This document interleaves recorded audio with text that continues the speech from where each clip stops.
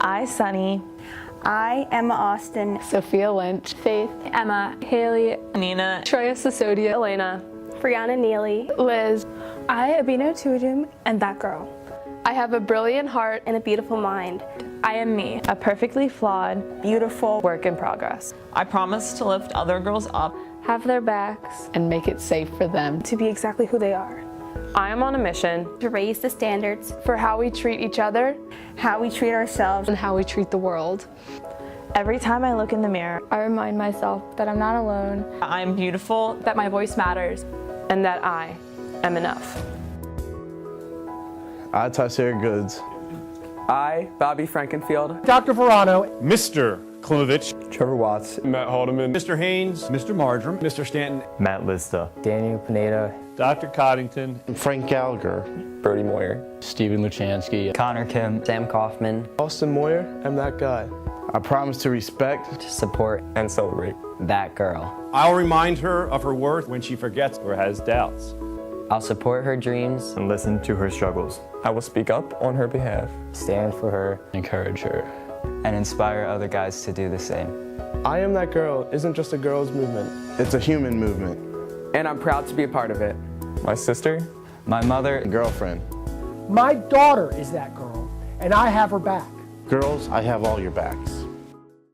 Just a little out, everything you see, the videos, the art as you came in, obviously, the designs on the brochures today, the T-shirts, the websites, the charity initiatives, all have been designed, created, and inspired by the girls. Please give them a round of applause.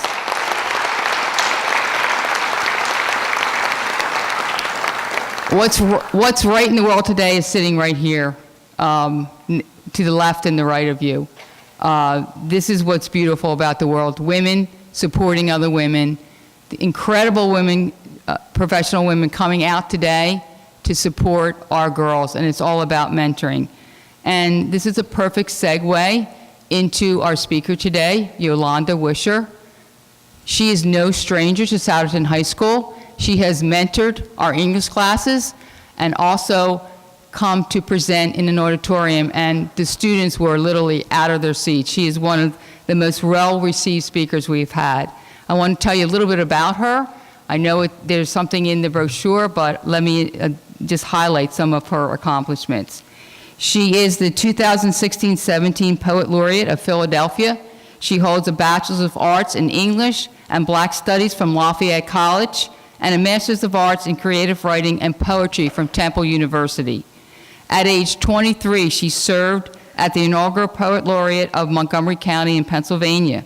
She is the author of poetry volume Monk Eats an Afro, as well as co-editor of the anthology Peace is a Haiku Song, with her mentor and first Philadelphia laureate, Sonia Sanchez.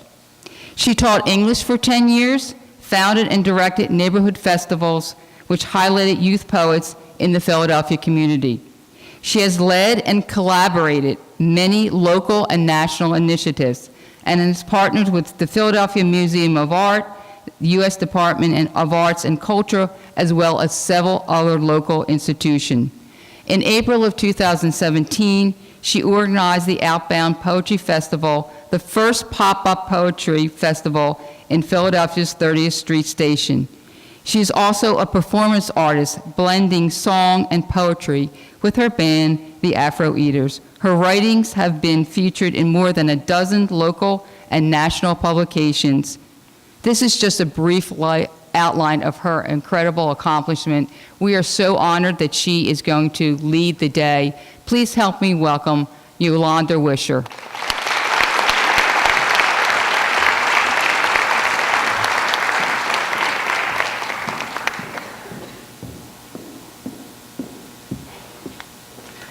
Good morning. Did y'all have coffee? I feel like you're a little sluggish. I'm gonna say, hey y'all, and then you can just say back to me, hey Yolanda, like in your best fully caffeinated voice. All right, so I'm gonna say, hey y'all. Hey Yolanda. Ah, okay, see, now I'm awake. Okay. It's early. Thank you for being here. Thank you for inviting me to be your keynote speaker. I want to thank Ellen for inviting me back, and all of the wonderful educators and administrators here at Souderton Area High School who love and support poetry. And I also want to thank Young Women Rising and the I Am That Girl initiative for just being here and doing the work. I am that woman who writes, who celebrates the lives of her ancestors, who speaks up and out without fear or shame, who helps others find their voices. This morning, I want to share with you a few poems about the women in my family, about women I've encountered as I've grown from girlhood to womanhood, about my own experience of womanhood and motherhood. I hope to inspire you, make you remember whose shoulders you are standing on, to make you dream about the woman you are becoming and can become. These poems are just reminders that women are real, women are myth, women are forces of nature, change and creation. Women are wise, women are infinite, we are whole, and women need other women.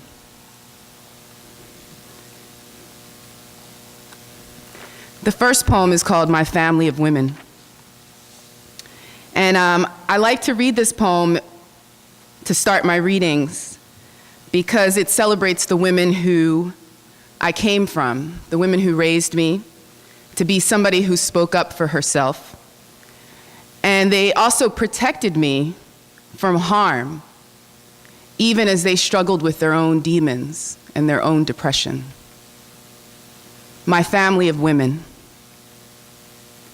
raised me to be mouthy and mighty, schooled me with slant looks and girdled grips, made talk like oatmeal to coat my ears against the lurching of menfolk who would prefer my meat to Murray's.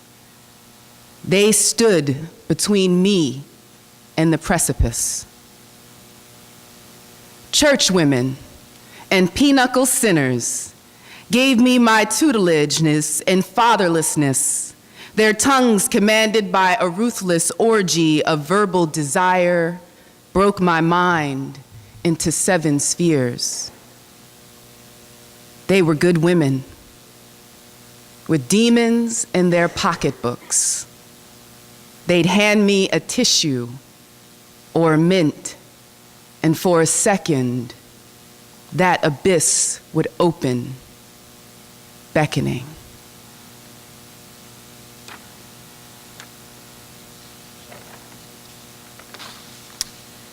This next poem is called Violin to Fiddle, and it's really a celebration of my mother, who forced us to play an instrument starting in kindergarten. She decided that it would be the violin, I did not. And then she made all 3 of us play the violin. And she made us all dress up alike too. That was pretty torturous for a long time. And I fell in love with the violin eventually. Later, I found my real love, which was the cello, and then the guitar. But I suffered through the violin and learning how to play on a margarine box with a ruler stuck into it. That was how you learned how to play Suzuki violin. And I'm grateful for it, but there were many times where my mother forced us to learn this instrument. She was determined that we would be Renaissance women, that we would play a sport, we would have an artistic ability, we would be musicians, and we would be smart. She was good. She did a good job. But we struggled, and this was one of those moments when she was a better advocate for me than I was for myself. This is called Violin to Fiddle.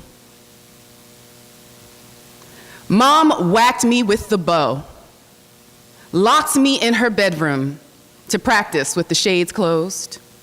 She had paid too much money on a violin to have me embarrass her at the 3rd grade recital.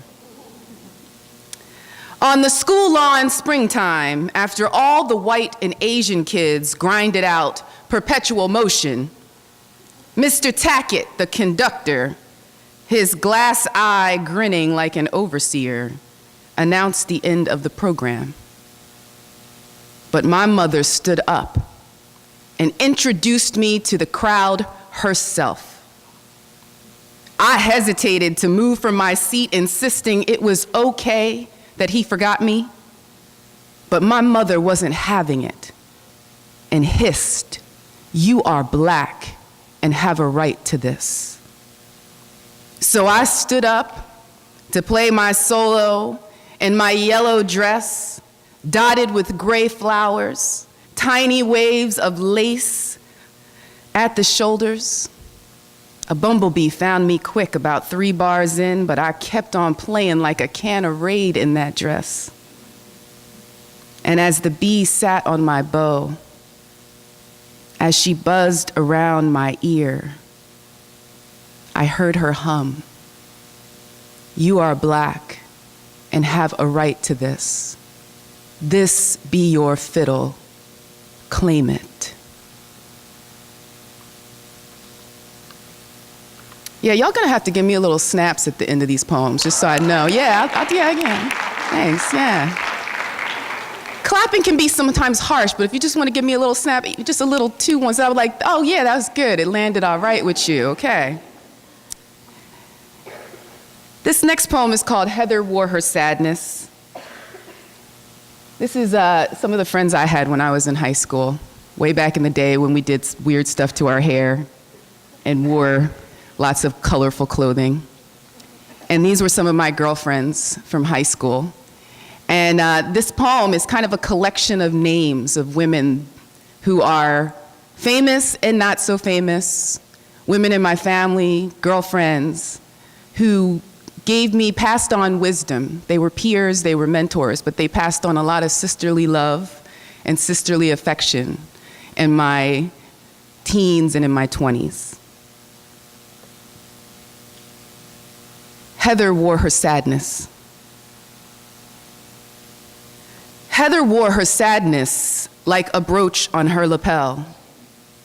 Joyce wanted to birth her baby naturally. Rita said she got pregnant doing it upside down. Carla loved to dance for basketball players. Hillary knew how to make garlic bread. Gloria wore her thick braid tight round her skull. Faye wandered with cigarettes and iced tea. Malvia a primrose, far from birth, morals of concrete. Sean let her hair drink henna and mayonnaise. Gwen taught me about wearing murderous shoes. Sonia reminded me about cotton underwear. June made a fancy restaurant into a soul shack. Tanya painted pictures holy enough for churches. Heather wore her sadness like a brooch on her lapel. Good job, good job. So this next one might cause the menfolk to blush. I like that. It might even cause some of the womenfolk to blush. This next poem is called Ruby Flow. It's one of the earliest poems I've ever wrote. I wrote this poem as a reminder to myself to love my body, even the most difficult and human parts, like the visits from your Aunt Flo. So this poem, I wrote it for myself as a young woman, and then I started to recite it in poetry readings and open mics in Philadelphia. And then it started to become a much requested anthem. People would say, "Are you gonna read that Ruby Red poem?" And I'm like, that's the grapefruit, but the poem is called Ruby Flow. And yes, I will read it. And so I'm accompanying it with a painting that a friend of mine, who is a visual artist, created that kind of goes along with this poem. And so it'll kind of unravel for you. Ruby Flow. Some folks like to plug her up, but she's the only woman I wait for. the only thing I can count on, my girl, Ruby Flo. Queen of solitude, repose, tranquility, assurance. She do that stuff alone and perfect, complete. A deep red velvet carpet plush with my insides leading her way. Some folks like to plug her up, but you gotta let her be and love her. What a comedian when she late. What a trickster when she early. What an actress when she heavy and dramatic. What a child when she light and free. My girl, crimson layers honeyed with fruitfulness, scented with pre-birth musk, unfolding one after the other out of this delta called girl, and then woman, and then mama. She be fertility, she be sacred, she be La Baker, sweat, Suge Avery, pea, grandma's raspberry moon tea independency. Make me blessed, my woman hooded and cloaked in red, reminiscent of the dawn after an eclipse, Shaka Khan's laden carmine lips singing, stay. Some folks like to plug her up, but I like it when she come like Red Riding in the night, quick on her feet and just a stealing. Other times she ease right out of me, real slow like a juke joint song, a Tony Brown tune hummed even and low, so you know she's there. But folks like to plug her up, won't let her speak or take air from round their thighs. I said some folks like to plug her up, but I sings her praises, Ruby Flo. She do that stuff alone and perfect. Brazen and sassy smelling, funky and fresh, my baby-making stew only secret lips get to taste. She answers all my questions, hush all my doubts. I ask her, Ruby Flo, how come my man done left me? And she say, 'cause I ain't come round this month. And Ruby Flo, how come my man ain't sweet with me this month? And she say, 'cause I's feeling his space, child. And Ruby Flo, how come I get so low sometimes? And she say, 'cause I makes you still. And you gots to be still to hear what you're doing good and not so. Hear me, girl, she say. I makes you interact with all the stuff you don't need, and then I helps you get rid of it. No need for crying, agitating, or fussing. Girl, don't fret these waters, 'cause they'll never drown you.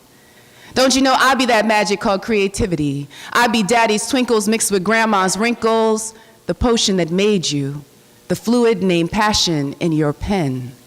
I'm the only ink, been round since the beginning. I be the Ruby Flo, I be the Ruby Flo, I be the ruby flowing, that jewel, anciently, aggravating, undulating, exploding like a sunburst inside you and falling out of you like weary petals dropping to the earth, seeking rebirth.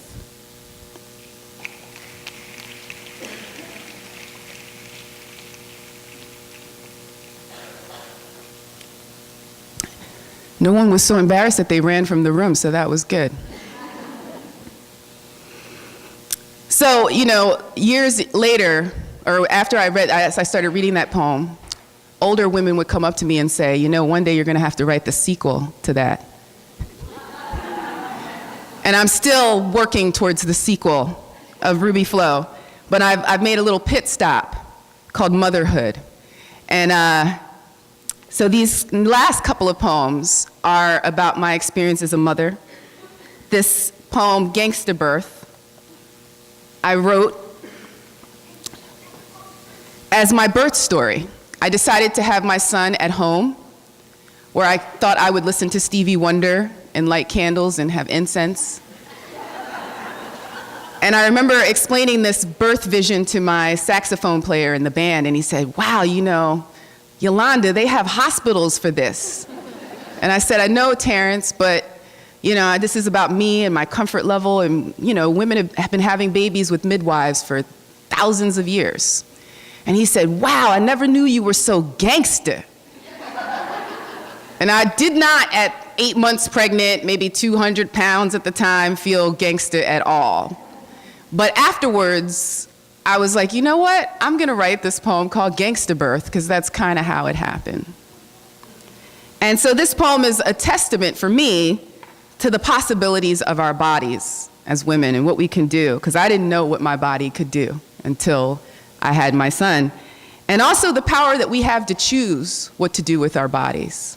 It was a very powerful choice for me to decide, you know what, I want to have my baby here at home with these women as my midwives. And I'm so thankful and grateful for that choice and being able to make that choice today. It was a gangster birth. Screw the epidurals in the Pitocin. Ain't give the OB the opportunity to cut a C-sharp in me. Birth balls like tumbleweed. Midwife cowboys for the shoulder dystocia. And grandmothers angular as zoot suit secrets of ancestry unfolding. It was a gangster birth. It was radical manual labor. Militant nativity, Tubman-esque rebellion from the white sheet's deliverance to a planet of endorphins in a box built out of nerve. The space between each contraction like African sleeping sickness. Motions of slave ships in these hips. The most productive 8-hour day. I wanted to play Stevie Wonder, but Wu-Tang came instead. Caps in the back, wily-haired and ghetto-fed. I was ballin' and didn't have no Nikes on. Only Jordans to cross. I was getting bent, but there was no smoke. Only coconut water, gurgling virgin. Only hormones like bee bread from my own flower, which I could not resist.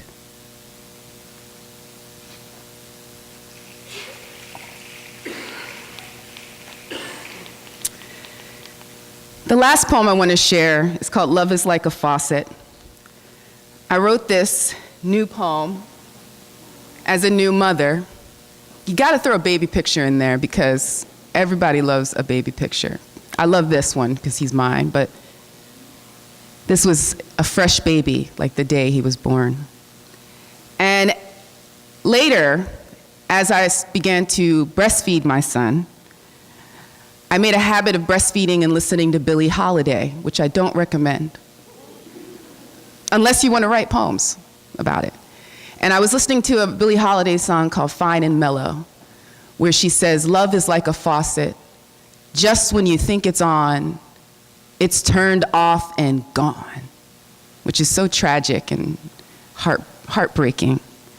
And I was breastfeeding, and that line, love is like a faucet, meant something totally different to me. And I wrote this poem, which reminds me, again, of the power of my body, but also the power of my heart to expand. I had no idea that I could love more than I already knew how to love until I became somebody's mama. This is a lot about the breasts, because they were amazing during this time in my life. They were my favorite breasts of my life. Unfortunately, they are no longer. So sometimes I read this poem and people are confused, and I say this is a flashback for all of you. Love is like a faucet. These vitamin double D's gonna put cows out of business. These Sunday best, if frozen, would delight. Unpasteurized and untamed, they swing in the hammock of my torso. They magnetize my man's hands. Like a Wonder Woman blast or a web of thunder from Storm's wrist, this cocktail is nurturing napalm, Manadoo, Pepto-Bismol for civilization. You can't outwit these areolas. These nipples are necrophilia's enemy. Coltrane couldn't blow these tumescent tubas. These are gourds that'll make a Shaker Ray obsolete, make an eggplant go pale. These breasts gonna put old Betsy out of business and send the men with goats a-packing. This love is like a faucet. It turns on and on.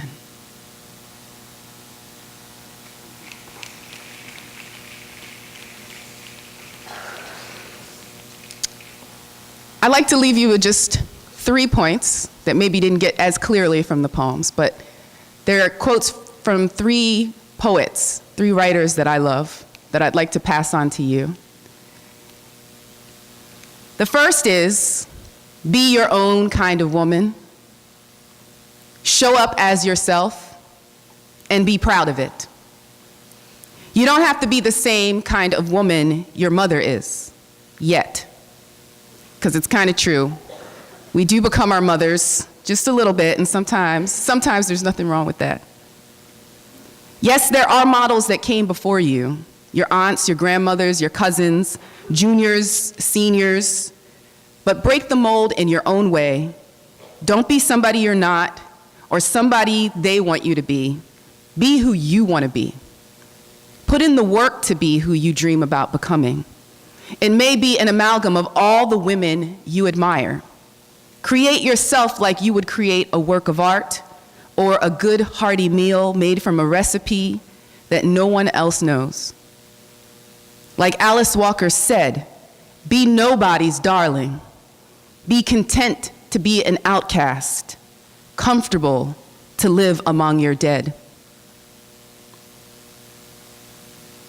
I tell all of my young mentees, especially folks who love to post on social media, to control your own narrative, to be able to tell your own story. Sometimes when we're not comfortable expressing ourselves or our writing chops, we're not like master writers, we hand over the job of telling our story to somebody else who we think is more qualified. But nobody's more qualified than you to tell your story. As Zora Neale Hurston said, there's no agony like bearing an untold story inside you, but that agony shouldn't be an obstacle to the sharing. Don't let somebody tell your story or your family's story. Seize control of your moments and be the one who tells the tale. If you don't tell your story, somebody else will, and you probably won't like how they told it. And don't let people put words in your mouth. And don't co-sign beliefs you don't agree with your silence. This one is really important, and especially for all the mothers and grandmothers and the older women and elders in the room too. Take care of yourself. Be selfish. Women are taught and told to be nurturers, but we don't always save the sweetness for ourselves. Make time for yourself and cultivating your womanhood, however you decide to wear it. Take time to build relationships with other women, to nurture your sense of self outside of jobs and relationships. We can't change the world when we're running on empty or we're not listening to the needs of our bodies. As Audre Lorde said, caring for myself is not self-indulgence, it is self-preservation, and that is an act of political warfare. To survive and to live, to fight, is an act, a political act, an act of political warfare. So once again, my name's Yolanda Wisher. I am very proud to be here talking with you. I hope you have a wonderful day. I hope I've started your day off right. A little snaps on that? All right, all right. And I'm just wishing you a day full of wisdom and wonders and connection.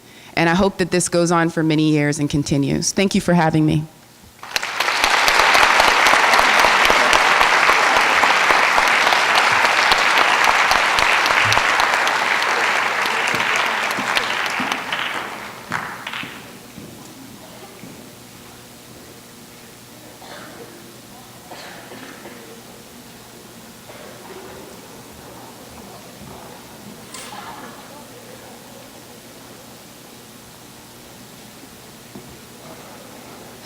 Thank you so much. That was so beautiful. And what an amazing message to send us on for all generations that have come out today.